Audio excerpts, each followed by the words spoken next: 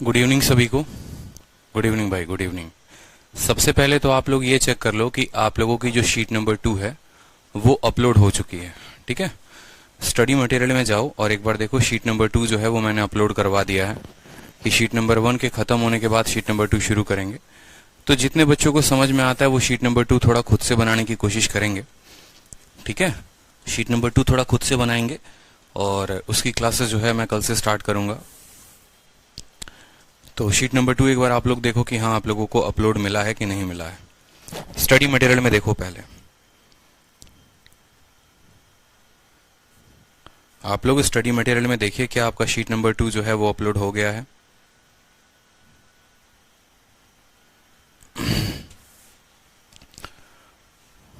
मैंने डाउनलोड कर लिया है, बहुत अच्छी बात है, अपलोड हो गई है, गॉट इट। चलिए, शीट नंबर 2 जो है बहुत ही झक्कास और बहुत ही शानदार है, क्योंकि आपके तैयारी में कोई भी कमी मेरी तरफ से नहीं रहनी चाहिए। 200 में 200 के लिए हम प्रिपेयर कर रहे हैं, 50 में 50 के लिए नहीं। 50 में 50 तो आपका रखा हुआ है, ठीक है। 200 में 200 आ जाएंगे तो जो इंस्पेक्टर बनना चाहते हो वो इंस्पेक्टर बन जाओगे। बस यूं समझ लो, अगर मैथ्स में 200 में 200 आ गए ना और इंग्लिश में भी 180 प्लस आ गया तो फिर दुनिया की कोई ताकत आपको इंस्पेक्टर बनने से नहीं रोक पाएगी। ठीक, CHSL तो ऐसे ही क्लियर हो जाएगा भाई, मजे मजे में, उसमें तो कोई दिक्कत की बात नहीं है। चलो, तो सवाल नंबर 110 को देखो जरा। चलिए, हम लोगों ने 109 तक कर लिया था और 109 तक काफी बेहतरीन तरीके से हमें समझ में आया था। ड्राई फ्रूट और फ्रेश फ्रूट का कंसेप्ट था हमारा, मुझे लगता है आप लोगों ने रिवाइज किया होगा। तो 110 नंबर सवाल को देखिए और पढ़िए क्या लिखा हुआ है। चलिए, मेरी तरफ से भी आप सभी को जो है हैप्पी जन्माष्टमी, खुश रहिए, मस्त रहिए। सवाल कहा गया है कि एक बर्तन में 60 लीटर अमल और पानी का घोल होता है जिसमें 80 लीटर अमल होता है। इसका घोल बनाने के लिए कितना पानी डाला जाना चाहिए कि 60% अमल हो। मुझे बताओ यहाँ क्या डालने की बात हुई है? पानी को डालने की बात हुई है। तो पानी की मात्रा बदल सकती है लेकिन अमल की मात्रा नहीं बदल सकती। कहने का मतलब आप इस सॉल्यूशन में वाटर को डाल रहे हैं, तो वाटर डाल रहे हैं तो एसिड कभी बदलेगा? नहीं बदलेगा। तो आप बोलेंगे सर देखो पहला वाला सॉल्यूशन कितने का है? 60 लीटर का है। देखो पहले वाले सॉल्यूशन का 60% यानी 80%। पहले वाले सॉल्यूशन में एसिड कितना है? तो बोलोगे सर पहले वाले में एसिड 80% है। और दूसरे वाले में एसिड कितना है? देखो तो बोलोगे सर दूसरे वाले में एसिड 60% है। इस बात को ध्यान रखना, हम हमेशा उसकी परसेंटेज लेते हैं जो बदलता नहीं है। आपने यहाँ पानी डाला है, इस वजह से हम पानी के परसेंट को नहीं ले रहे हैं। अगर हम इसमें एसिड ऐड कर रहे होते तो यहाँ पर 100 में से 80 घटा के 20 लेते और 60 में से 100 में से 60 घटाकर यहाँ 40 लेते। ठीक है, जो ऐड किया जाता है उसका परसेंटेज नहीं लेते हैं, जो नहीं ऐड किया जाता है उसका परसेंटेज लेते हैं। तो हम बोलेंगे पहले वाले का 80% बराबर होगा दूसरे वाले के 60 के। पहले वाले की मात्रा कितनी दी गई है? आप बोलेंगे सर पहले वाले की मात्रा 60 है। तो आप बोलेंगे सर 60 का 80% बराबर होगा दूसरे वाले के 60% के। कोई दिक्कत की बात? 60 से आपका 60 खत्म, प्रतिशत से आपका प्रतिशत खत्म, दूसरे वाले की वैल्यू कितनी आ गई? दूसरे वाले की वैल्यू 80 लीटर आ गई। लेकिन सवाल में बोला गया है कितना वाटर ऐड किया जाए, कितना वाटर ऐड किया जाए। अब आप खुद सोचो, 60 लीटर का आपका सॉल्यूशन था और अब 80 लीटर का बन गया है, तो आप ऐड कितना कर रहे हो? आप बोलोगे सर 20 ऐड कर रहे हो। कितना ऐड कर रहे हो यहाँ पे? आप 20 ऐड कर रहे हो। ठीक है, 60 लीटर का एक सॉल्यूशन था, 80 लीटर बन चुका है। किसके वजह से बना है 80 लीटर? तो पानी को ऐड करने की वजह से बना है। तो जो 20 लीटर एक्स्ट्रा आया है वो क्या है? वो 20 लीटर एक्स्ट्रा पानी है जो हमने ऐड किया है। क्लियर हो गया? चलिए नेक्स्ट क्वेश्चन देखिए। नेक्स्ट क्वेश्चन कहा गया है 50% अम्लीय तरल के 6 लीटर को 20% अम्लीय तरल को कम करने के लिए कितने मात्रा में पानी जोड़ा जाना चाहिए। बोला गया है what quantity of water should be added to reduce 6 litre of 50% acidic liquid to 20% acidic liquid. फिर से इसमें क्या ऐड कर रहे हैं बताइए? आप बोलेंगे सर इसमें हम पानी ऐड कर रहे हैं। पानी ऐड कर रहे हैं तो अमल की जो मात्रा होगी, जो अमल की परसेंटेज होगी वो तो बराबर ही होगी। अमल की जो मात्रा है वो कभी बदल सकती है? नहीं बदल सकती है। तो पहले वाले में अमल कितना है? तो आप बोलेंगे सर पहले वाले का जो परसेंट है अमल का यानी एसिड का वो 50% है। और दूसरे वाले में अमल का प्रतिशत कितना है? तो दूसरे वाले में अमल का जो परसेंट है वो 20% है। तो पहले वाले का 50% बराबर होगा दूसरे वाले के 20% के। पहले वाले की क्वांटिटी 6 लीटर दी है तो 6 लीटर का 50% बराबर होगा x लीटर के 20% के। कोई दिक्कत की बात यहाँ पर? कोई परेशानी की बात बताइए? 0 से हमारा 0 चला जाएगा, 2 से हमारा 3 चला जाएगा, तो 5 इंटू 3 यानी दूसरे वाले की जो क्वांटिटी आ जाएगी वो आ जाएगी 15 लीटर। ठीक है, आपकी क्वांटिटी कितनी थी? आपकी क्वांटिटी 6 लीटर की थी, वो हो कितनी गई है? 15 लीटर। हमसे पूछा क्या गया है? कितना पानी मिलाना है। तो 6 लीटर के सामान को 15 लीटर बना दिया। कितना पानी ऐड किया आपने? आप बोलेंगे सर 9 लीटर पानी ऐड किया है। कितना पानी ऐड किया है? तो 9 लीटर पानी ऐड किया है। कोई दिक्कत की बात यहां पर? चलिए नेक्स्ट क्वेश्चन देखिए।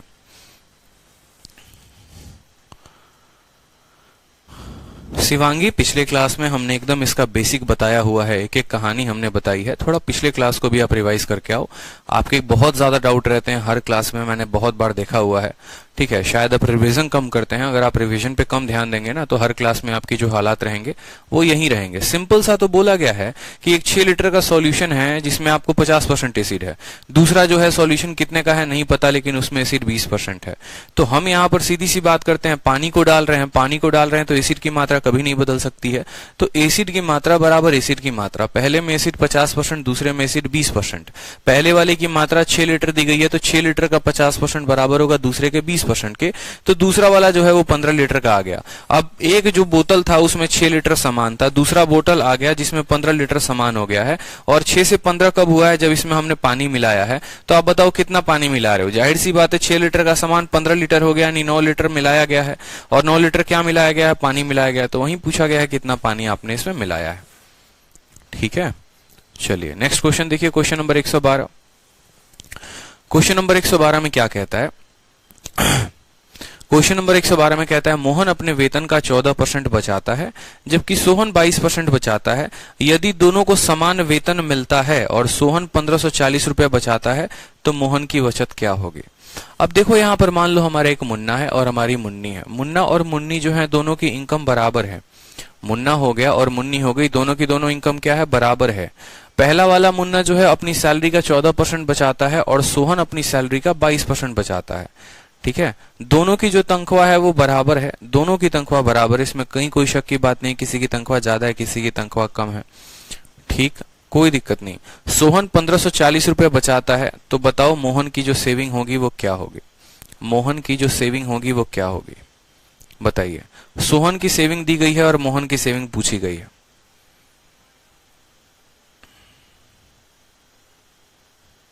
देखिए यहां पर हम सवाल को समझते हैं। ये मान लो हमारा कौन है? ठीक है, मोहन हो गया। ठीक, बेसिक से समझेंगे और फिर उसके बाद हम इसको शॉर्टकट में भी करेंगे और तब हम समझ पाएंगे कि असल में सवाल हमसे क्या कह रहा था। ये दो लोग हैं, एक हमारा मोहन है और दूसरा हमारा सोहन है। ये हमारा मोहन हो गया और दूसरा हमारा कौन हो गया? दूसरा हमारा सोहन हो गया। दोनों की तनख्वाह बराबर है। मान लो ये 100 रुपए कमाता है तो ये भी 100 रुपए कमाता है। सवाल में ये कहा गया है, देखिए बोला गया है कि दोनों की जो तनख्वाह है ना, if both get A same salary, दोनों की तनख्वाह जो है वो बराबर है।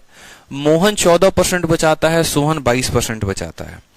ठीक है, अब यहां पर मोहन अगर 22% 14% बचाता है, यानी मोहन जो है, देखो यहां पर मोहन जो है 14% बचाता है, यानी 100 का कितना रुपया? 14 रुपया। और सोहन 22% बचाता है, यानी सोहन कितना बचा रहा है? 22 बचा रहा है। ठीक है, दोनों की तनख्वाह बराबर और ये हो गई दोनों की सेविंग। दोनों की सेविंग भी सवाल में दे रखा है कि मोहन जो है वो 14% बचा रहा है, यानी 100 का 14। सोहन जो है वो 22% बचा रहा है, यानी 100 का 22।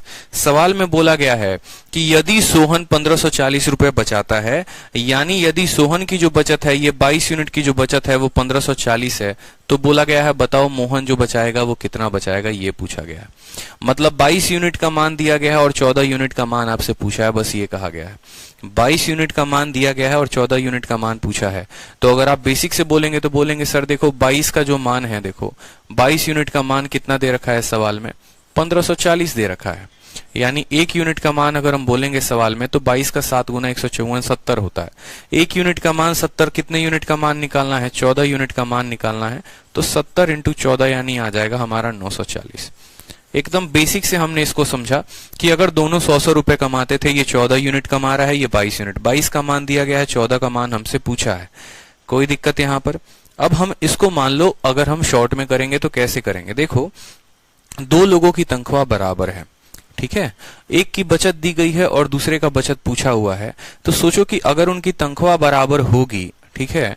अगर उनकी तनख्वाह बराबर होगी तो कहीं ना कहीं जैसे जो बचत दिया गया है ये प्रतिशत, अगर मान लो बोला गया सोहन जो है वो कितना बचा रहा है 22%, और यहाँ सोहन कितना बचा रहा है 1540, यानी आपको सवाल को देखकर ही समझ जाना है कि ये जो 1540 है वो कितने प्रतिशत का मान है, 22%। मैं आपसे बोलूं मैं 10% बचा रहा हूं और मेरी बचत 1000 है, यानी कहीं ना कहीं जो 1000 रुपए है वो मेरा 10% का मान है।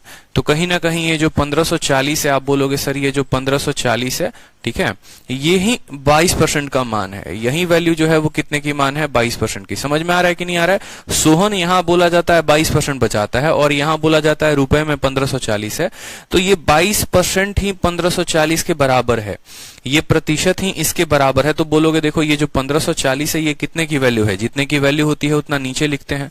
और पूछा गया है देखो सोहन जो है यहाँ पर, मोहन कितना बचाएगा, मोहन की सेविंग जो होगी वो कितनी होगी, और मोहन बचाता कितना है, 14% बचाता है।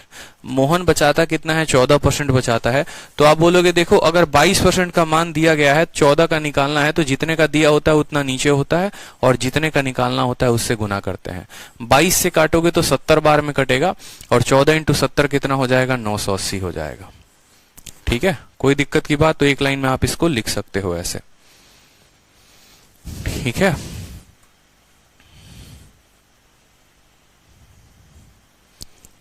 कोई दिक्कत? देखो 22 से काटोगे 7 दूनी 14 और 7 दूनी 14 और 1 15, 70 इंटू 40 जो होगा 980 होगा। एक स्टूडेंट कह रहे हैं सर गलत कर दिया आपने, 8 होगा। मेरे भाई 8 से काटो, 22 को 8 से काटोगे ना तो 176 आता है, 154 नहीं आता। ठीक है, कोई दिक्कत की बात यहां पर क्लियर है? चलिए नेक्स्ट क्वेश्चन देखते हैं। नेक्स्ट क्वेश्चन हमारे सामने है। नेक्स्ट क्वेश्चन में कहा गया है एक व्यक्ति 75% अपनी इनकम का खर्चा करता है। अगर हम उसके इनकम को 20% से बढ़ा देते हैं और खर्चे को 10% से बढ़ा देते हैं तो उसके सेविंग को कितना परसेंट बढ़ाना होगा। अब ये सवाल देखो यहां पर, ये सवाल जो है आपका मेंस में इस बार बहुत जबरदस्त तरीके से बहुत बार पूछा गया है। दो तरीके होते हैं इस सवाल को बनाने के, एक जो है 100 मानकर बनाया जाता है और दूसरा जो तरीका होता है वो एलिगेशन का मेथड होता है। एलिगेशन चूंकि अभी आपने पढ़ा नहीं है तो एलिगेशन का मेथड जो है मैं आपको अभी नहीं बताऊंगा, थोड़ा बहुत डिस्कस करूंगा, लेकिन अभी ज्यादा जरूरत पड़ेगी नहीं। जब शीट नंबर 2 आएगा तो शीट नंबर 2 में हम आपको बताएंगे। एलिगेशन में सबसे ज्यादा इस तरह के क्वेश्चन को मैं सॉल्व करवाऊंगा वहां पर, तो उसके लिए परेशान आपको नहीं होना है। जब एलिगेशन टॉपिक पढ़ेंगे ना तो एलिगेशन आप लोग अभी से अपने मन में मान लीजिए, एलिगेशन एक ऐसा टॉपिक है जिससे पूरा का पूरा मैथ के अरिथमेटिक का रिविजन हो जाता है। अरिथमेटिक के हर चैप्टर का सवाल एलिगेशन से बनता है। ठीक है, तो ये जो सवाल है वहां पर एलिगेशन से बनाएंगे। जब एलिगेशन का मेथड सीखेंगे तो अभी हम इसको बेसिक से बनाने वाले हैं। तो सवाल को समझते हैं, क्या कहता है कि एक व्यक्ति अपने आय का 75% खर्च करता है। तो जैसे जैसे बोला जाएगा वैसे वैसे लिखेंगे। मान लीजिए ये उस व्यक्ति की इनकम हो गई, उस व्यक्ति की आय हो गई, तो हमने कहा ये उस व्यक्ति की क्या है, इनकम है। वो जितना खर्च करेगा उसको यहां पर लिखो एक्सपेंडिचर, और इनकम से एक्सपेंडिचर घटेगा तो क्या आ जाएगा, सेविंग आ जाएगा। मान लीजिए कि हम उस व्यक्ति के जो इनकम है उसको हम कितना मानते हैं, उसको हम 100 रुपया मानते हैं कि वो व्यक्ति 100 रुपए कमाता है। ठीक है, बोला गया है वो 75% खर्च कर देता है, यानी 100 का 75 कितना, वो 75 रुपया खर्च कर देगा। 100 में अगर 75 रुपए खर्च कर देगा तो बचत कितना करेगा, अपने पास बचत वो करेगा 25 रुपए का। ठीक है, एक व्यक्ति कमा 100 रुपए रहा है, खर्च 75 रुपए कर रहा है, तो बचाएगा कितना, वो 25 रुपए बचाएगा। ठीक है, कल के दिन कहा गया है कि उसके इनकम में 20% की वृद्धि हो गई है, तो यहां पर जो इंक्रीज हुआ है उसके इनकम में कितना हुआ है, तो 100 का 20% बढ़ गया है, यानी 20 रुपए उसके इनकम में इंक्रीज है। ठीक है, कल के दिन मैं आपको बोलता हूं कि मैं आपके आय को, मैं आपके इनकम को 20% बढ़ा दे रहा हूं, यानी मैं कहीं ना कहीं 100 में 20% बढ़ा रहा हूं, यानी 20 रुपए बढ़ा रहा हूं। कल के दिन आपकी तनख्वाह 100 रुपए हुआ करती थी, अब आज से तनख्वाह आपकी 120 रुपए हुआ करेगी, जिसमें 20 रुपए आपकी क्या है, बढ़त है। तो 20 रुपए आपके इनकम में हमने बढ़ा दिया। या आप ऐसे भी कह सकते हो कि आपकी नई इनकम जो हो गई वो हो गई 100 में 20% बढ़ने के बाद नया कमाई या नया इनकम हो गया 120 हो गया। ठीक है, बोला गया है आपका खर्चा 10% से बढ़ जा रहा है, यानी अब आपका खर्चा 75 में 10 और बढ़ रहा है, 10% बढ़ रहा है। 75 का 10% 7.5 होता है, यानी पहले आप 75 खर्चा कर रहे थे, अब आप 7.5 और खर्चा करोगे, तो अब आपका जो खर्चा है वो कितना है, 82.5 है। समझ गए मेरी बात को? इसमें 10% बढ़ गया, इसका 10% बढ़ गया, यानी इसका 110%। ठीक है, कोई दिक्कत की बात यहां पर? पहले आपकी कमाई इतनी थी, खर्चा इतना था, बचत इतना था। अब आपकी कमाई 20% बढ़ जाती है, अब आपका खर्चा 10% बढ़ जाता है, यानी अब आपका खर्चा 82.5 हो जाता है। इनकम में से हमेशा एक्सपेंडिचर को घटाते हैं तो सेविंग आता है। 120 में से 82.5 को घटाओ तो 17.5 और 20 जो है वो आएगा हमारा 37.5। वो हमारा कितना आएगा? 37.5। यानी पहले जब 100 कमाते थे, 75 खर्च करते थे तो 25 बचाते थे। अब 120 रुपए कमा रहे हैं और 82.5 रुपए खर्च कर रहे हैं तो हमारी बचत जो है वो कितनी है? 37.5 की है। आपने अक्सर ये देखा होगा कि जब आपका इनकम बढ़ता है तो आपका खर्चा भी बढ़ जाता है। जब आप 1000 रुपए कमाते थे तो आप 1000 के हिसाब से खर्च करते थे। जब आप 1 लाख रुपए कमाना शुरू करोगे महीने के तो आप लाख रुपए के हिसाब से खर्च करोगे। 1000 रुपए 10,000 रुपए कमाते थे तो साइकिल पे जाते थे, बाइक पे जाते थे। जिस दिन लाखों कमाना शुरू करोगे कार पे जाओगे। कार जाने के लिए पेट्रोल की कीमत जो है वो बहुत ज्यादा है तो पेट्रोल ज्यादा खर्चा होगा। तो वही कहानी है, इस व्यक्ति की बढ़ी इनकम तो जरूर है लेकिन इसका खर्चा भी बढ़ गया है। तो ऐसा तो है नहीं कि एकदम पूरा का पूरा सेविंग वो ज्यादा कर लेगा, नहीं। ठीक है, इनकम भी बढ़ा है, खर्चा भी बढ़ा है, थोड़ा सेविंग भी बढ़ सकता है। जहां पहले 25 रुपए बचाता था अब वो कितना बचा रहा है? 37.5%। तो आपसे सवाल में अब यही पूछा जाता है कि बताओ यहां तो 20% है और यहां 10% है। सवाल में बोला गया है कि जो यहां पर वृद्धि है वो 20% की है और जो यहां पर वृद्धि है वो 10% की है, तो ये कितना परसेंट से इंक्रीज हुआ है ये पूछा जाएगा आपसे। तो खुद सोचो कि इसका परसेंटेज निकालने के लिए अगर मुझे पता करना हो तो 12.5 पता करूंगा, 7.5 पता करूंगा, इसका कितना है। इसका बढ़ाने के लिए 20, इसका कितना परसेंट है ये पता होगा। यहां पर ये जनाब बढ़े कितना है, तो आप बोलोगे सर 25 से 37.5 हो गए हैं, मतलब 12.5 रुपए इसकी कमाई जो है, इसकी जो सेविंग है वो बढ़ गई है। तो वहीं बोला गया है कि इसके सेविंग में कितने परसेंट का इंक्रीज है। आप बोलेंगे सर अब 12.5 रुपए ज्यादा बचत कर पा रहा है। कितने पे? हमेशा ओरिजिनल वैल्यू पे लेते हैं तो 12.5 बटे 25 इंटू क्या हो जाएगा? 100 हो जाएगा यहाँ पर। ठीक है, 25 से काटेंगे तो 4 बार में 12.5 को 4 से गुना करेंगे 50% आएगा, यानी उसके बचत में 50% की वृद्धि हो जाएगी। ठीक है, जैसे पहले घर में जो होता था ना कि बचपन में क्या होता था कि गेस्ट हमारे यहाँ आते थे और गेस्ट हमें कुछ पैसे देके चले जाते थे तो हम कुछ पैसा बचा पाते थे। एक दिन क्या हुआ, थोड़ा मालदार पार्टी आए हमारे घर में, बढ़िया से गेस्ट आए और वो हमें और ज्यादा पैसा देकर चले गए, तो हमारी बचत जो है वो बढ़ जाएगी। ऐसे समझ लो खर्चा कराने वाली मैडम से शादी करोगे, ठीक है, तो पहले मान लो कि आपको 75 रुपए खर्चा करवा दे रही थी तो 25 रुपए आप बचा रहे थे। अब आपके बॉस आपके काम को देखकर खुश हो गए, आपकी तनख्वाह भी बढ़ा दी। मैडम भी इसी बात पे खुश हो गई, कहीं चलो अब सैलरी बढ़ी है तो खर्चा ज्यादा करो। अब उन्होंने आपसे 10% और खर्चा करवा लिया। तो बाद में घर पर आए तो बोले चलो ठीक है, तनख्वाह भी बढ़ी, खर्चा भी बढ़ा, बचत भी तो मेरा बढ़ गया। और बचत मेरा कितना हो गया? 37.5 रुपए हो गए। तो आप अपने मन ही मन सोच रहे हो यार मेरा बचत अब कितना बढ़ गया, पहले की तुलना में अब हम कितना ज्यादा बचा पा रहे हैं। पहले तो 25 रुपए बचाते थे, अब 37.5 बचाते हैं, वो कितने प्रतिशत ज्यादा कर पा रहे हैं। तो आप बोलेंगे हम 12.5 रुपए ज्यादा बचा पा रहे हैं। ये 12.5 25 का कितना परसेंट है? तो 50%, यानी पहले की तुलना में हम 50% और ज्यादा सेविंग कर पा रहे हैं। अगर यही हिसाब रहा तो एक दिन मैं बहुत अमीर बन जाऊंगा, ये कहानी हो जाएगी। तो कुछ नहीं करना होता, इनकम को 100 मानना होता है, एक्सपेंडिचर घटाओ सेविंग आ जाएगा। इनकम में बढ़ा दो, एक्सपेंडिचर में बढ़ा दो, सेविंग का पता चल जाएगा कितना हो गया, कितना का बढ़त कितने के ऊपर ये आ जाएगा। ये बेसिक तरीका हो गया और बाकी जो है इसका शानदार तरीका मैं आप लोगों को वक्त आएगा जब एलिगेशन मेथड से बता दूंगा। ठीक है, चलिए नेक्स्ट क्वेश्चन देखिए। नेक्स्ट क्वेश्चन कहा गया है किसी व्यक्ति के खर्च और बचत का जो अनुपात है वो 3:1 है। उसकी आय में 20% की वृद्धि हुई और व्यय में 10% की वृद्धि हुई, लेकिन बचत कितनी परसेंट बढ़ी ये पूछा गया है। मतलब एक व्यक्ति है जिसका खर्चा और सेविंग जो है वो 3:1 में है। सर 82.5 समझ में नहीं आया। ठीक है, देखो ये 82.5 कहां से आई ये समझो। 75 का 10% कितना होता है मुझे ये बताओ जरा।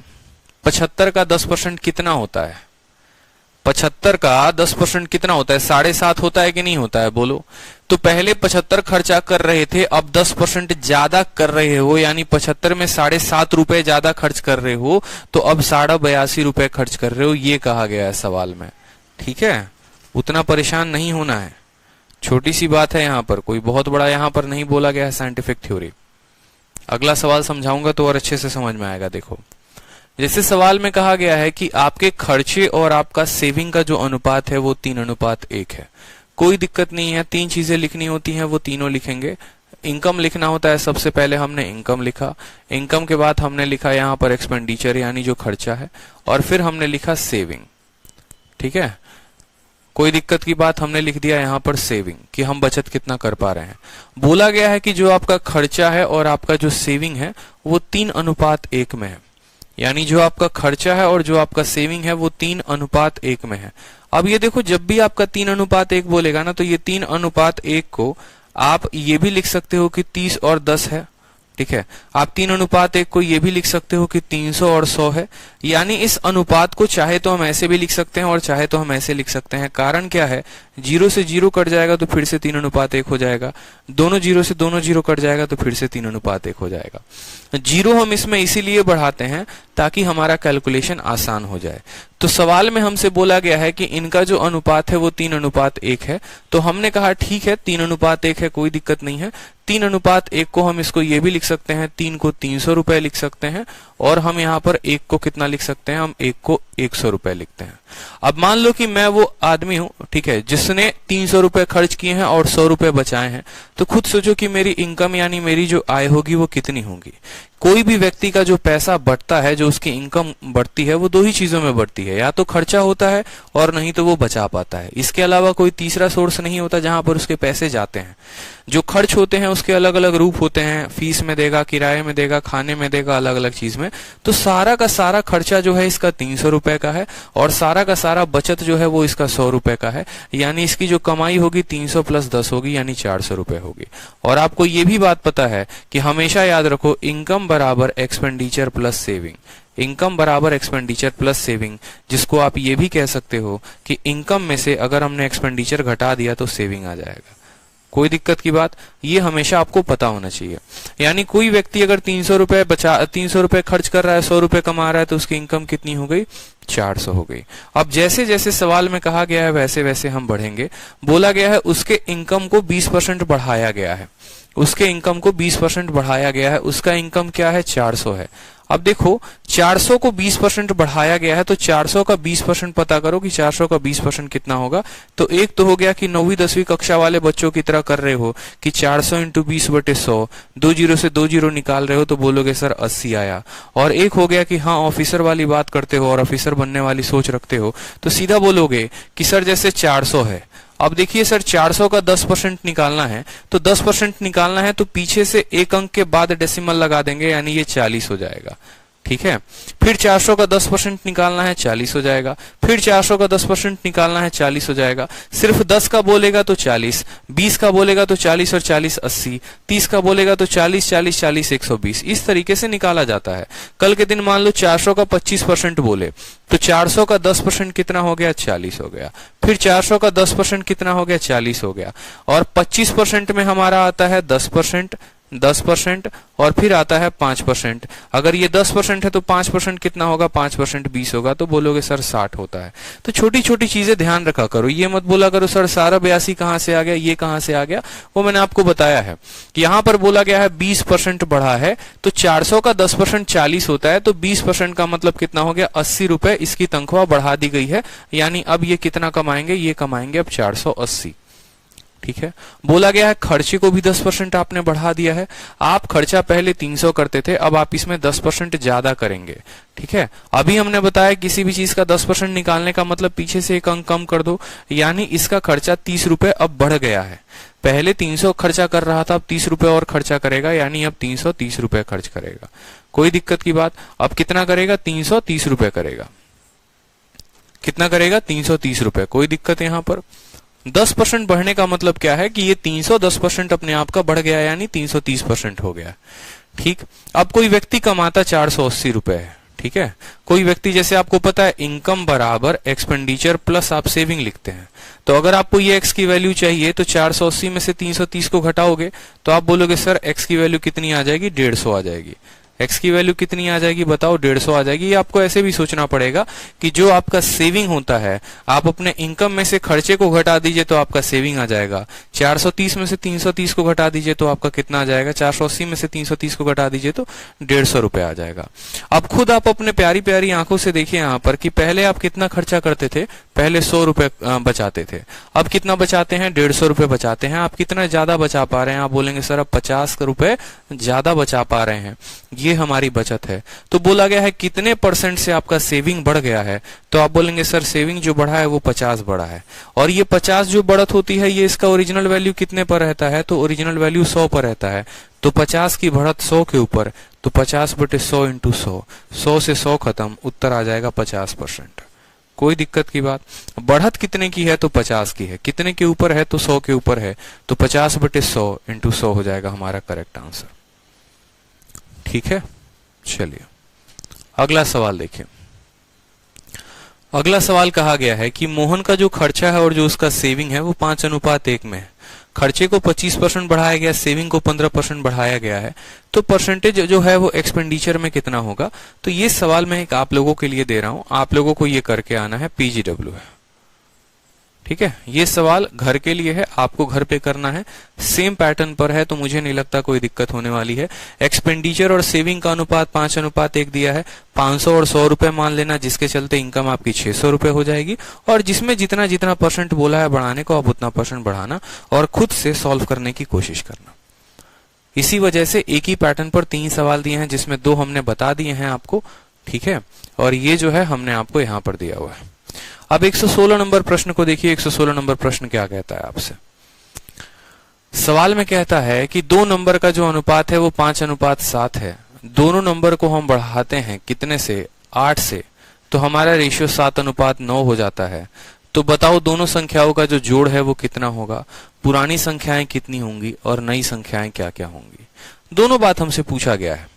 बड़ा शानदार क्वेश्चन है, रेशियो का सवाल है। चूंकि हमें ये बात रेशियो में पढ़ना है, लेकिन परसेंटेज एक ऐसा चैप्टर होता है जिसमें हम हर कुछ पढ़ते हैं। PGW का फुल फॉर्म PG वर्क हो गया। PG का मतलब होता है पेइंग गेस्ट। जैसे लोग PG में रहते हैं, किराए में रहते हैं, कमरे लेकर रहते हैं, तो उसका मतलब हो गया। ये सवाल को मैं आपको समझा रहा हूं क्या है। देखो, सवाल में कहा गया है कि 2 संख्याओं का अनुपात, कोई भी 2 संख्या ली है ना आपने, वो 2 संख्याओं का जो अनुपात है वो 5:7 है। ठीक है, मतलब एक वैल्यू 5 है तो दूसरी 7 है, ये हमसे बोला गया है। अब दोनों में 8-8 रुपए बढ़ा देते हो। मान लो कि मैंने आपको कहा कि सीता है और गीता है, दोनों के पास जो है जो पैसे हैं वो 5:7 में है। दोनों को मैंने 8-8 रुपए दे दिए हैं। अब उनके पास जो पैसे आ गए वो 7:9 में आ गए। वो पैसे आ गए वो कितने में आ गए, 7:9 में आ गए। तो बोला गया है कि बताओ दोनों के पास जो पहले हैं पैसे अभी राइट नाउ वो कितने हैं, पहले कितने थे और अब कितने हैं। ये हमसे बोला गया है सवाल में। ठीक है, ये हमसे बोला गया है सवाल में, कोई दिक्कत की बात नहीं। अब देखेंगे यहाँ पर हमसे बोला गया है, चलो कोई दिक्कत नहीं है, तो आराम से अपना जो है हल करेंगे। ऑप्शन के थ्रू कर नहीं सकते हैं क्योंकि जो है सभी का ऑप्शन बराबर है। ठीक है, और नन ऑफ दीज ऑप्शन है तो ऑप्शन से हम करेंगे नहीं। तो सबसे पहले देखो, रेशियो से करोगे तो सेकंडों में बन जाएगा, लेकिन आप बेसिक मेथड से भी सीखते हैं। रेशियो जब पढ़ाऊंगा ना तो वहां एक लाइन का आंसर है ये कि यहाँ पर 2 यूनिट बढ़ा है, 2 यूनिट का मान 8 है, 1 यूनिट का मान 4, 5 के 20, 20 28, 28 36, ऑप्शन नंबर ए जो होगा वो आंसर होगा। वहां पर तो 1 सेकंड में आंसर लगा दोगे कि 2 यूनिट यहाँ बढ़त हुई है, वहीं 2 यूनिट 8 के बराबर है, 1 यूनिट 4 के बराबर, 5 यूनिट 20 के बराबर, 7 यूनिट 28 के बराबर, 20 में 8 बढ़ गया, 28 में 8 बढ़ गया, और 20 और 28 का सम जो है वो 48 है। तो 1 सेकंड में वहां पर बना लोगे, कोई दिक्कत नहीं है। लेकिन हमें जो सीखना है वो प्रतिशत में बेसिक से सीखना है। तो बेसिक से सीखना है तो हम बोलेंगे, देखो यहाँ पर कि पहली जो संख्या है और जो दूसरी संख्या है इनका अनुपात क्या है, इनका अनुपात क्या है। तो आप बोलेंगे ये 5:7 में है, यानी ये 5x है और ये कितना है, 7x है। ठीक है, ये 5x है और ये कितना है, 7x है। उसके बाद हमसे बोला गया है कि आपने दोनों में कितना कितना बढ़ा दिया है। आपने इसमें भी 8 रुपए बढ़ा दिए हैं और आपने इसमें भी 8 रुपए बढ़ा दिए हैं। दोनों में 8-8 रुपए बढ़ाने के चलते जो आपका अनुपात आ गया है वो कितना आ गया है, 7:9 आ गया है। ये होता है लिखने का तरीका, और यही तरीके जो हैं हमारे काम आते हैं इनकम और सेविंग वाले क्वेश्चंस में, जहां पर कहा जाता है किसी व्यक्ति का जो है, ये सवाल अभी धीरे धीरे आप लोगों को सब समझ में आएगा लेकिन अगर आपको बेसिक से करना है तो आप ऐसे करेंगे, दो लोगों की उम्र का अनुपात इतना है, 8 सालों के बाद उनकी उम्र का अनुपात इतना हो जाता है। एज में भी ये सवाल बनते हैं, ठीक है, कि दो लोगों के माँ और बेटे का उम्र का अनुपात जो है वो 5-7 हो गया, मान लो बेटे और माँ का, ठीक है, 8 सालों के बाद उनकी उम्र इतने इतने की अनुपात में हो जाती है, तो बताओ उनकी उम्र जो है वो कितनी है, 8 सालों के बाद की उम्र कितनी होगी। सेम सवाल नंबर वर्ड को रिप्लेस करके अगर एज दे दिया जाए तो ऐसा क्वेश्चन बन जाएगा। तो सब तरह का जो है वो सारे के सारे जो है मेथड हमारे सेम होंगे कि पहले वो इस अनुपात में रहते थे तो इनको x मानना है, ठीक है, क्योंकि हम अगर x नहीं मानेंगे तो 5 में 8 को आप लोग जोड़ दोगे और बोलोगे 5 जमा 8 13, लेकिन 13 कभी 7 के बराबर होता है, नहीं होता। इस वजह से उनको x मानना है। मैंने आपको यह भी कहा था इलेक्शन वाले टॉपिक में भी कि चाहे हम किसी संख्या को जोड़ते हैं हम घटाते हैं, तो जब भी जोड़ोगे या घटाओगे उसके पहले उसके पिछली वाली संख्या को x मान लेना, ठीक है, कोई दिक्कत की बात यहाँ पर। इनको आमने सामने गुना करो, तो 9 को 5 के साथ गुना करोगे तो कितना हो जाएगा, 45x हो जाएगा, ठीक है, 9 को 8 के साथ गुना करोगे तो हो जाएगा 72। ये जो है 7 इस 7 के साथ गुना होगा तो 7 × 7 कितना हो जाएगा, 49 हो जाएगा, और 7 8 के साथ गुना होगा तो कितना होगा, 56 हो जाएगा, ठीक है। 45 है, देखो यहाँ 49 है और यहाँ 45 है, ये 45 इधर जाएगा तो माइनस करेगा तो 49 में से 45 हो जाएगा 4x, और यहाँ पर 72 है और यहाँ पर कितना है, 56 है, 72 में से 56 घटाओगे तो कितना आएगा, 16 आएगा, 56 6 62 10 72, 4x का मान 16, तो x का मान कितना हो जाएगा, तो आप बोलोगे सर x का मान कितना आ गया, 4 आ गया, x का मान कितना आ गया, 4 आ गया। कोई दिक्कत की बात यहाँ पर, x का मान कितना आ गया हमारा, 4 आ गया, यहाँ तक किसी को कोई दिक्कत, आमने सामने गुना किया, x का मान आ गया। अब हमें बतानी है पहली संख्या कितनी थी और फिर बतानी है दूसरी संख्या कितनी थी। तो पहली संख्या को आपने कितना माना है, बोलेंगे सर पहली संख्या 5x है, x का मान अगर 4 है तो 5 × 4 कितना हो जाएगा, पहली संख्या सर 20 थी। दूसरी संख्या की बात करेंगे, दूसरी संख्या को आपने कितना माना है, 7x माना है, ठीक है, तो x का मान 4 है तो 7 का मान कितना हो जाएगा, 28 हो जाएगा। कोई दिक्कत की बात, कोई परेशानी की बात। बोला गया है what is the sum of these two number, दोनों संख्याओं का योग का है, तो 20 और 28 यानी दोनों संख्याओं का योग कितना हो जाएगा, 48। ये हमारा हो गया क्वेश्चन नंबर ए का आंसर, कि दोनों संख्याओं का जो योग है वो कितना है, 48 है, ठीक है। उसके बाद बोला गया है दोनों पुरानी संख्याएं क्या है, तो जब तक वो नहीं बढ़ी थी तो पहली संख्या 20 थी और दूसरी कितनी थी, 28 थी, तो बोलेंगे सर पुरानी संख्या 20 और 28 है, ठीक है। फिर बोला गया है नई संख्याएं क्या हैं, तो 20 में भी आप 8 बढ़ा दे रहे हो तो ये नई वाली पहली संख्या 28 हो जाएगी, और दूसरी वाली 28 में भी 8 बढ़ा दे रहे हो तो कितनी हो जाएगी, 36 हो जाएगी। क्यों, क्योंकि सवाल में कहा गया है दोनों संख्याओं को हम कितने से बढ़ा रहे हैं, 8 से बढ़ा रहे हैं। कोई दिक्कत की बात। तो वो किस अनुपात में थे, 5 और 7 के, 8-8 बढ़ाने पे 7 और 9 में हो गए। अगर कल के दिन कहा जाता 8-8 कम करने पे इस रेशियो में हो गए तो माइनस का साइन आता। अगर ये कहा जाता पहले में 5 बढ़ाया दूसरे में 8 बढ़ाया तो +5 लिखते +8 लिखते, उस तरीके से आप सवाल को हल करते। तो ये बेसिक जो है वो हमेशा जिंदाबाद है और हमेशा जिंदाबाद रहेगा, ठीक है। x का मान आ जाएगा, अगर x का मान आ गया तो पहली वाली संख्या को कितना माना था, 5x, तभी तो उसमें 8 बढ़ाया था, और दूसरी वाली को 7x माना था। पहले का मान 20 आ गया, दूसरे का मान 28 आ गया, ठीक है। तो बोला गया है दोनों का जोड़ कितना है, दोनों का जोड़ 48 है। ओल्ड नंबर्स, पुरानी वाली संख्याएं क्या थी, तो 20 और 28 थी, ठीक है। और नई वाली नंबर क्या होगी, तो इसमें 8 बढ़ाया गया है, इसमें 8 बढ़ाया गया है, तो 28 और 36 हो जाएंगे, ठीक है। चलिए नेक्स्ट देखिए, अब आपका नेक्स्ट टॉपिक है कमीशन। देखो कमीशन जो टॉपिक है ना, उसमें बहुत अच्छे अच्छे सवाल पहले पूछे जाते थे 2012 से लेकर 2016 तक, लेकिन 2016 से अब 2021 हो चुका है, 5 साल हो गया है, ठीक है। और इस 5 सालों में जो है हमारे पास कभी भी कमीशन का एक भी क्वेश्चन नहीं आया है। 2016 के बाद अगर आप देखेंगे ना एसएससी का पेपर, तो 5 सालों में एक भी सवाल जो है वो कमीशन के ऊपर नहीं पूछा गया है। अधिकतर इसके ऊपर जो सवाल पूछे जाते हैं वो मॉक टेस्ट में पूछे जाते हैं, लेकिन एसएससी ने पिछले 5 सालों में एक भी सवाल कमीशन के ऊपर नहीं पूछा। तो जो इसके बेसिक टाइप हैं उन टाइप्स को जान लेते हैं, ठीक है, ताकि हम अपने सवाल को बना पाए। लेकिन मुझे नहीं लगता कि कमीशन को बहुत डेप्थ में पढ़ने की जरूरत है। अगर कहीं पर दिया होता है तो एक वक्त था, आउटडेटेड चीज हो चुकी है। इसके अलावा बहुत ऐसी अपडेटेड चीज आई हैं जिस पर काम करना है, और कमीशन जो है वो अब इतना बढ़िया टॉपिक नहीं रहा, ठीक है। तो कमीशन का सबसे पहला क्वेश्चन देखो, सवाल को भी मैं समझाऊंगा, ठीक है, कि सवाल को कैसे शॉर्ट में करेंगे और कैसे बेसिक में करेंगे, और उसके बाद जो है कमीशन के 2-3 क्वेश्चन लगाने के बाद हम नेक्स्ट टाइप पर बढ़ेंगे। बहुत मजा आता है आपसे पढ़ने में, ठीक है, एक भी क्लास मिस करने का मन नहीं करता है। बहुत अच्छी बात है रोशन कुमार, ठीक है। चलिए सवाल को देखिए, क्या कहा गया है। एक कंपनी अपने सेल्समैन को कुल बिक्री पर 12% कमीशन देती है और 1.5 लाख से ऊपर के बिक्री पर 1% बोनस देती है। यदि विक्रेता कुल बिक्री से अपने कमीशन के कटौती के बाद 52,305 रुपए जमा करता है तो कुल बिक्री का पता लगाएं। सवाल को मैं आप लोगों को ऐसे समझाता हूं, कमीशन की भाषा को थोड़ा समझना बड़ा मुश्किल हो जाता है। मान लो हमारी मुन्नी है, ठीक है, और मुन्नी का जो है लॉकडाउन में पूरा काम बंद है, बेचारी को कहीं काम नहीं मिल रहा, कहीं काम ढूंढने जाती है तो लोग भगा देते हैं। तो मुन्नी बड़ी परेशान है, भाई काम करे तो कैसे करें। तनख्वाह के बेसिस पर जो है कोई उसको रख ही नहीं रहा है, ठीक है, क्योंकि खुद लोगों को नहीं पता कि हमारा कितना सामान बिकेगा नहीं बिकेगा, तो किसी को हम कैसे सैलरी दें। तो मुन्नी को जो है एक सेठ जी ने बुलाया और मुन्नी को कहा, देखो हम तुमको तनख्वाह तो नहीं देंगे, ये बात जान लो, ठीक है, अगर काम करोगी तो पैसे जरूर कमा पाओगी। तो मुन्नी ने कहा, भैया कैसे कमाएंगे।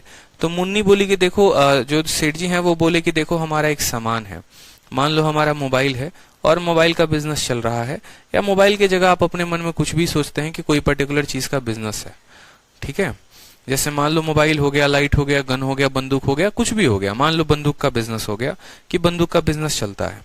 तो सेठ जी ने कहा मुन्नी को कि देखो तुम बंदूक बेचो और तुमको हम कमीशन देंगे, हम तुमको तनख्वाह नहीं देंगे, लेकिन तुम जितना आइटम बेचोगी हम उस हिसाब से तुमको कमीशन देंगे, तुम मेरा जितने तक का सेल बढ़ाओगे उस हिसाब से कमीशन मिलेगा, ठीक है।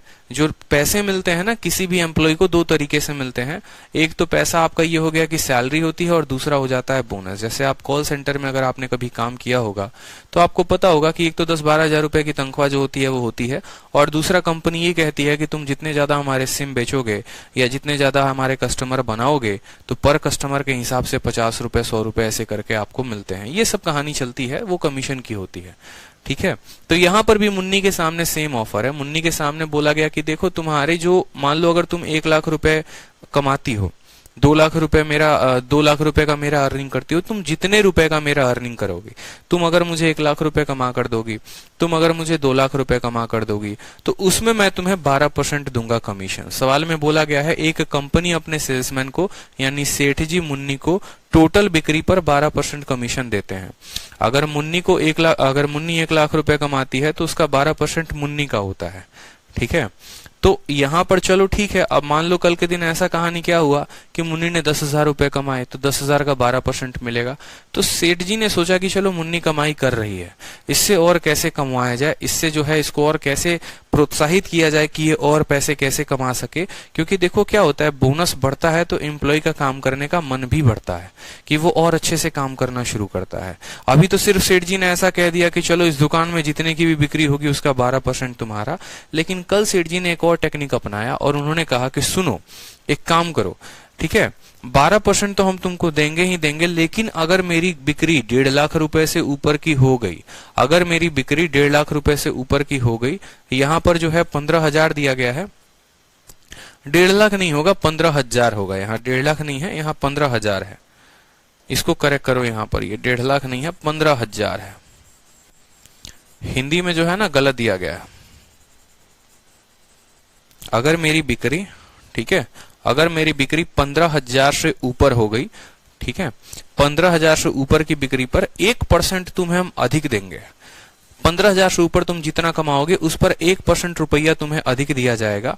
तो ऐसे सवाल में मुन्नी जो है वो कितना रुपए कमाएगी, अगर सेठ जी की कमाई इतने प्रतिशत या इतने रुपए की है तो, ठीक है, सेठ जी दे कटौती के बाद मुन्नी इतना रुपए जमा करती है, यानी इतने रुपए जो कमाई है वो सेठ जी की है।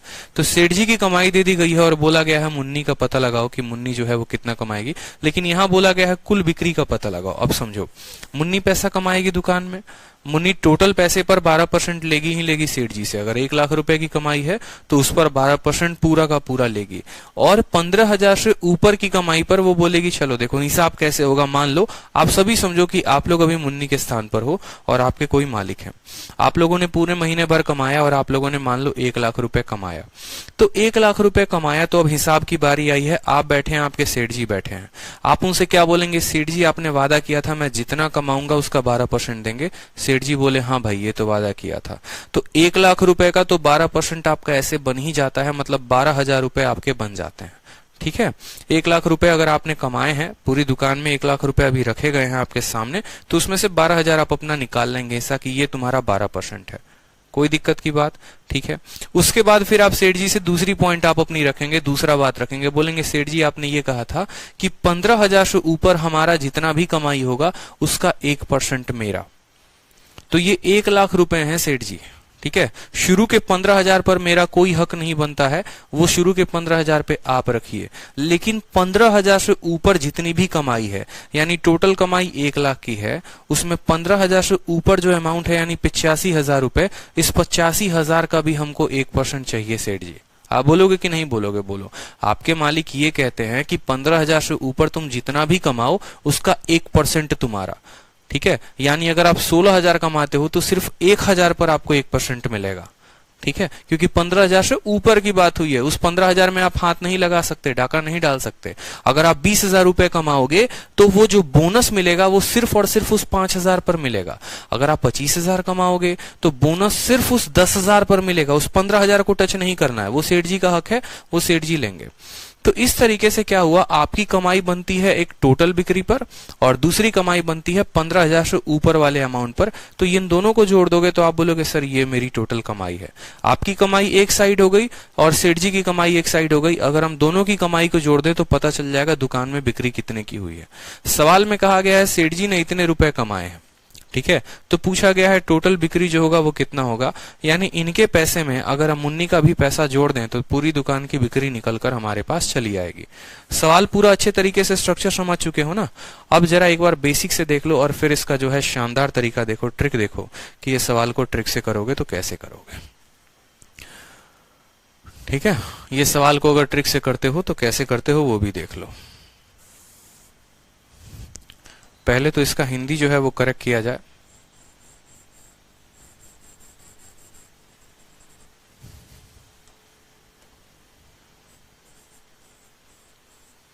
अब मान लो कि आप जो है बोलते हो सर टोटल कमाई मेरे दुकान की X रुपए की हुई है। लेट टोटल अर्निंग, ठीक है, टोटल सेल बोल लो यहां पर कि आपने जो अपने दुकान में पैसे कमाए हैं वो टोटल X रुपए कमाए हैं जो आपके दुकान में पड़े हुए हैं। ठीक है, तो मुन्नी की जो कमाई होगी वो तो होगी, देखो मुन्नी जो है अगर मान लो यहाँ पर सेल्समैन जो कमाएगा वो एक कमीशन के रुपए में कमाएगा कि भैया उसको इतना तो कमीशन चाहिए ही चाहिए, और दूसरा उसको बोनस मिलेगा। तो कमीशन उसको कितना मिल रहा है, तो बोला गया है पूरी दुकानदारी का पूरे पैसे का 12%। ठीक है, यानी आपने दुकान में बिक्री की है अगर X रुपए की, अगर 1 लाख रुपए कमाओगे तो 1 लाख का 12%, 2 लाख कमाओगे तो 2 लाख का 12%। कोई दिक्कत की बात? तो बोलोगे सर X का 12% ये मेरा कमाई होगा। पहला तरीका देखो, दो तरीके से कमाई करोगे, एक कमीशन होगा और एक बोनस होगा। कमीशन तो 12% मिलना ही मिलना है। दूसरा मैंने कहा बोनस। बोनस कैसे कमाओगे, तो बोलोगे सर बोनस जो है ना, हमारे सेठ जी ने कहा है कि 15,000 से ऊपर की कमाई पर हमें बोनस मिलेगा। जैसे मान लो अगर आप 20,000 रुपए कमाते हो, 20,000 रुपए कमाते हो तो 20,000 में 15,000 सेठ जी रख लेंगे आप अपने पास और बाकी 5,000 पर आपको बोनस देंगे। ठीक है, अगर आप मान लो 40,000 कमाते हो, 40,000, तो 40,000 में 15,000 सेठ जी अपने पास रख लेंगे और बाकी के 25,000 पर आपका बोनस देंगे।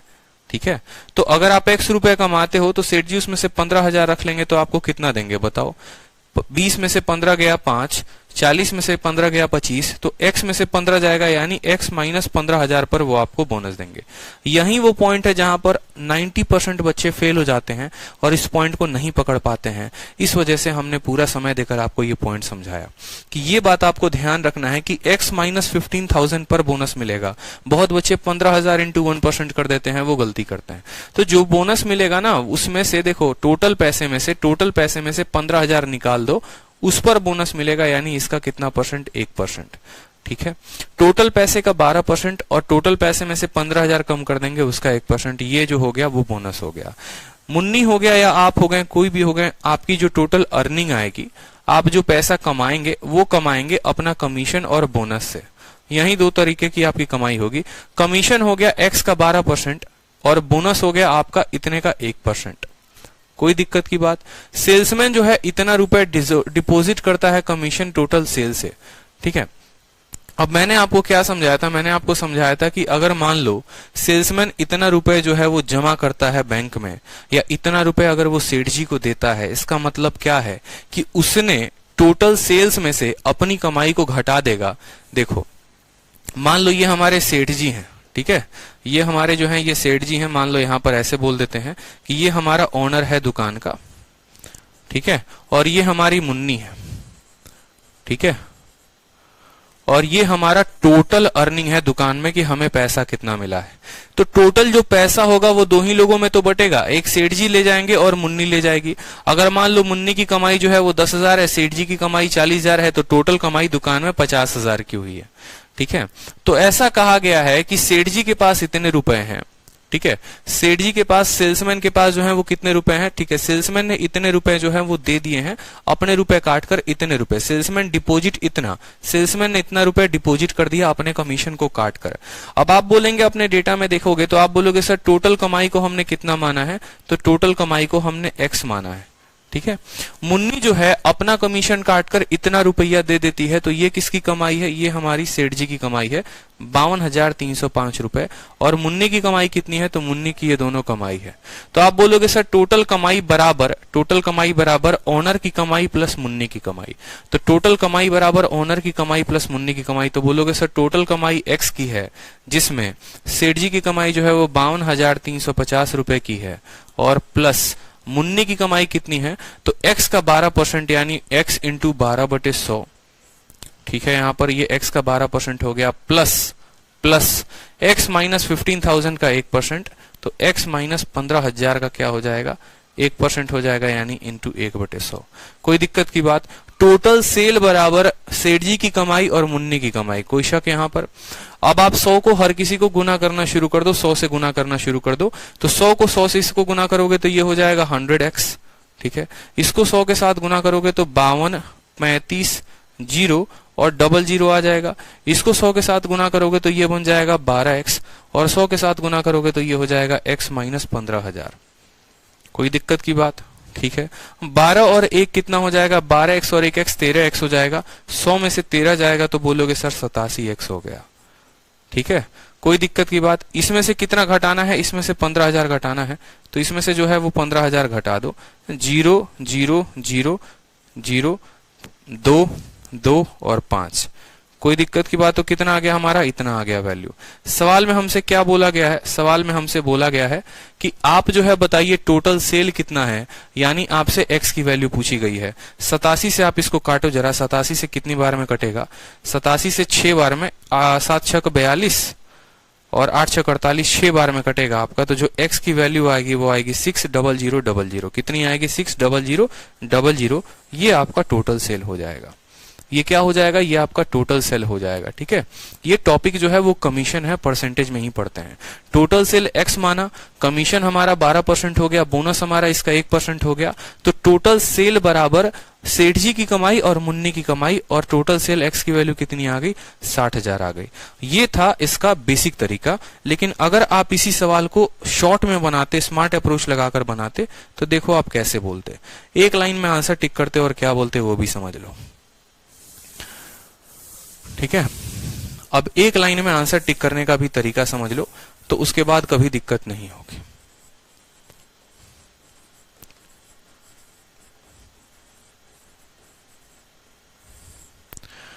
देखो, दो तरह की कमाई है। एक कमाई है, ठीक है, जो आपको बोला गया है टोटल पर, ठीक है। एक कमाई है जो 15,000 पर आपको मिल रही है, और दूसरी कमाई है जो 15,000 से ऊपर मिल रही है। लेकिन 15,000 से ऊपर कितने की कमाई है वो हमें पता नहीं है, ठीक है। एक बोला गया है कि 15,000 तक पर, और एक बोला गया है 15,000 से ऊपर की जितनी कमाई है। आपको पता है कि देखो शुरू के 15,000 पर आपको 12% मिलेंगे, इसमें कोई दिक्कत की बात नहीं है। आप ऐसे समझ लो कि मान लो मैंने 1 लाख रुपए कमाए तो 1 लाख में वो जो 15,000 है ना उस पर मुझे सिर्फ 12% मिलेगा और बाकी जो 85,000 है उस पर मुझे 13% मिलेगा। 12% का कमीशन और 1% का बोनस। तो 15,000 की जो कमाई है वो 12% है और 15,000 से ऊपर की जो कमाई है उसमें 12% तो मेरी कमाई है, कमीशन है, और 1% का मेरा क्या है, बोनस है। ठीक है, इतना हमारा क्या है, ये बोनस है। अब समझना मेरी बात को। मैं आपसे एक बात छोटा सा कहना चाहता हूं कि मान लो कि अगर यहां पर भी आप 1% कमाते, और क्यों 1% कमाते, यहां पर आप बोल रहे हो कि सर यहां पर मेरी कमाई 13% की है और यहां मैं 12% कमा रहा हूं, अगर मुझे 1% और यहां पर मिल जाता तो सर जितने भी पैसे मैं दुकान में कमाता उसका टोटल मुझे 13% मिलता। जो सेठ जी अपने पास 15,000 रुपए छुपा कर रखे हैं ना सर, अगर उस 15,000 रुपए पर भी मुझे 1% मिल जाता तो यानी मैं पूरे के पूरे 1 लाख रुपए में पूरा का पूरा 13% मेरा होता। अभी का हालात ये है कि वो 15,000 पे 12% मिलते हैं और 15,000 से ऊपर पर 13% मिलते हैं। वो 15,000 वाला जो अमाउंट है ना सर, जो फिक्स अमाउंट है, अगर उस पर भी मुझे 1% और मिल जाए तो मैं पूरे पर 1 लाख रुपए कमा दूं। तो इस पर 1% मिलने का मतलब क्या है कि 15,000 का 1% और मिलेगा।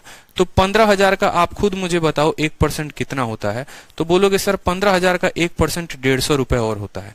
यानी अगर आप 150 रुपए और कमा लेते, अगर आपको 1% और दे दिया जाता, इसका 1% और दे दिया जाता, यानी आपको 150 रुपए और दे दिए जाते। अगर आपको 150 रुपए और दे दिए जाते तो सेठ जी के रुपए में से 150 कम हो जाता।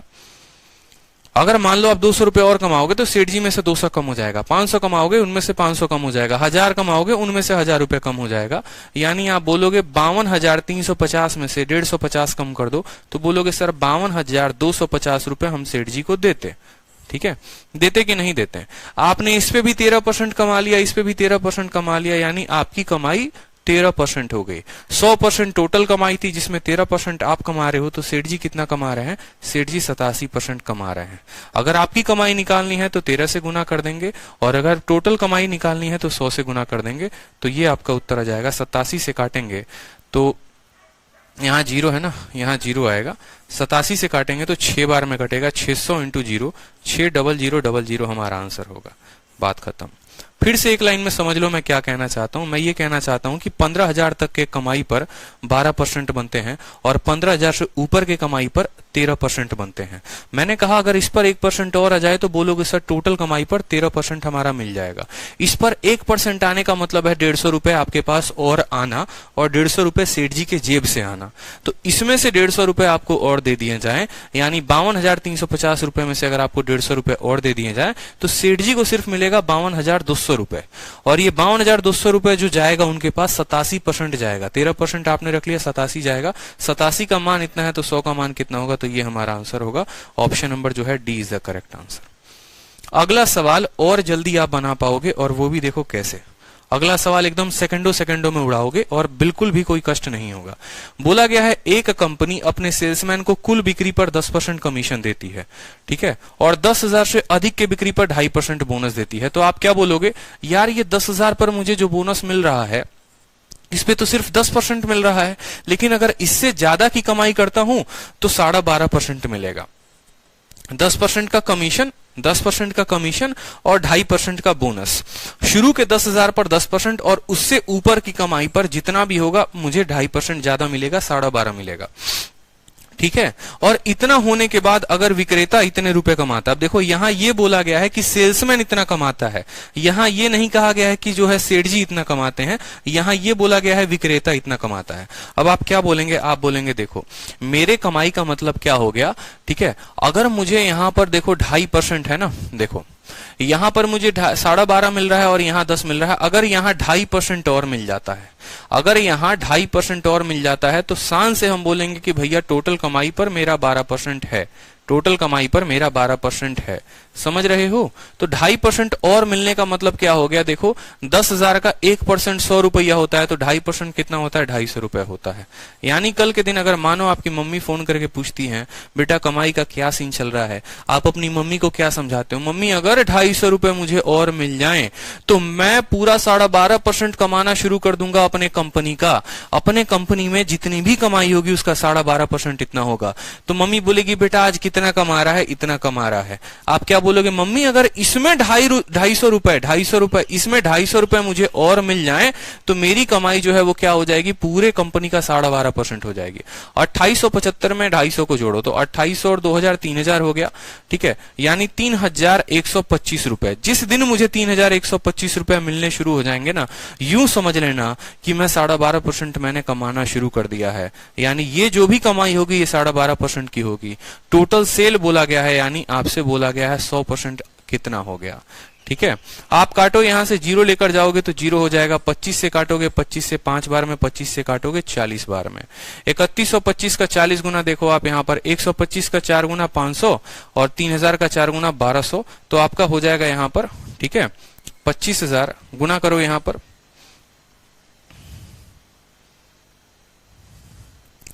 सेल्समैन की जो अर्निंग है वो इतनी है, तो टोटल सेल कितना होगा, 5 चौके 20, 4 दूनी 8, 2 10, ठीक है। गुना करिए एक बार आप लोग यहां पर, गुना करिए उसको अच्छे से,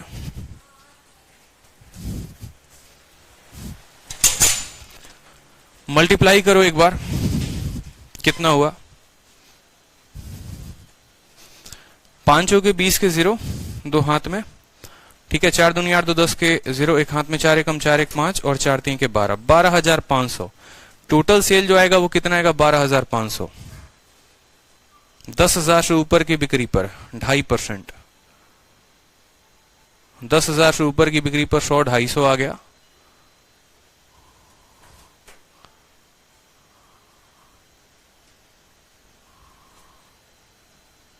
साढ़े 12% कहीं पर गड़बड़ कर दिया क्या हमने,